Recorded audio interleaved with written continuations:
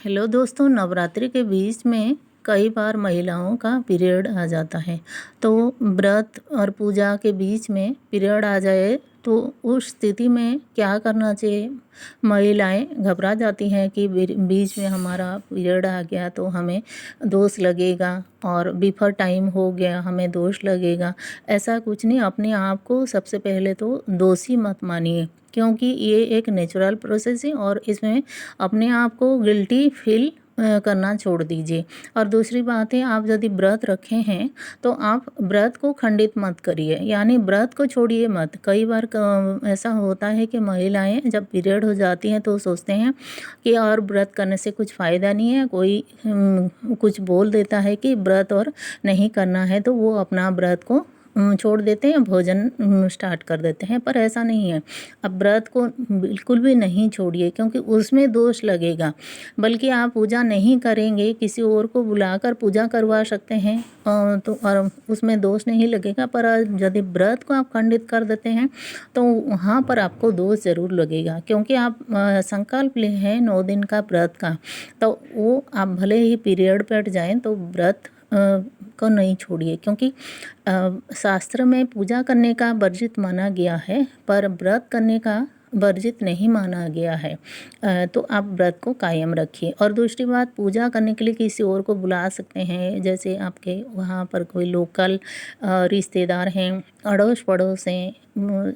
यानी आप यदि सिंगल फैमिली में हैं और यदि जॉइंट में हैं तो कोई प्रॉब्लम नहीं है, आपके घर में कोई बड़े हैं तो कोई भी प्रॉब्लम नहीं होगी, वो कर सकते हैं पूजा। पर आप यदि सिंगल हैं तो किसी और को बुलाकर करवा सकते हैं और हस्बैंड का सहयोग भी ले सकते हैं, उनसे रिक्वेस्ट कर सकते हैं कि वो कर दें। यदि हस्बैंड को टाइम नहीं है तो आप कलह क्लेश का वातावरण मत बनाइए। आप उनको रिक्वेस्ट कर सकते हैं, पर आप उनको फोर्स मत करिए। किसी और को बुलाकर अपना पूजा संपन्न करवा सकते हैं। और इतना है कि अपने हाथों से जो इतने अच्छे से पूजा करते हैं उस किसी और से करवाएंगे तो थोड़ा कमी भी रह सकती है। पर आप माता से प्रार्थना करिए और क्षमा प्रार्थना करके बोल सकते हैं कि माता जो भी भूल चूक हुई है मुझे माफ़ कर दीजिए। तो इस तरह से आप जो पूजा का संपन्न कराइए और दोनों समय पूजा का ध्यान दीजिए कि किसी और को बुलाना है और पूजा कराना है। और भोग राग जो भी कराना है वो आप पहले से ही मंगा कर रख सकते हैं। तो इस तरह से आप माता का पूजा कर लीजिए और व्रत को खंडित मत करिए। और तीसरे दिन आप सिर धोकर, जैसे कहा जाता है नवरात्रि के बीच में सिर नहीं धोते हैं, पर अब यदि पीरियड हो जाएंगे तो आपको जो सिर तो धोना ही पड़ेगा, बाल धोना ही पड़ेगा, क्योंकि आपको रसोई घर में जाना है। तो रसोई घर में आप तीसरे दिन सिर धो के जाकर अपना भोजन बनाकर व्रत को कायम रख सकते हैं। 2 दिन तक आपको फलाहार में रहना पड़ेगा।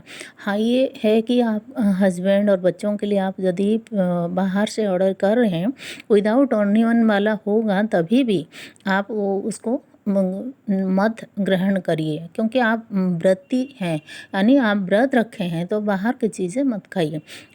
ये हो सकता है कि आप मिठाई और फल फ्रूट ये सब मंगाकर ग्रहण कर सकते हैं या फिर किसी को बुलाकर शुद्ध रूप से भोजन बनवा सकते हैं 2 दिन और तीसरे दिन खुद से बनाकर खा सकते हैं। इस तरह से आप यदि पीरियड बीच में हो जाए, यानी नवरात्र के बीच में पीरियड हो जाए, तो इस तरह से आप अपना स्थिति को जो टैकल कर सकते हैं। तो आज के लिए इतना ही। मेरा चैनल को सब्सक्राइब ज़रूर करिए, क्योंकि मेरे हर वीडियो में आपको धार्मिक बातें, धार्मिक जानकारी मिलती रहेगी। तो नई जानकारी के साथ नए वीडियो में मिलते हैं, तब तक के लिए धन्यवाद।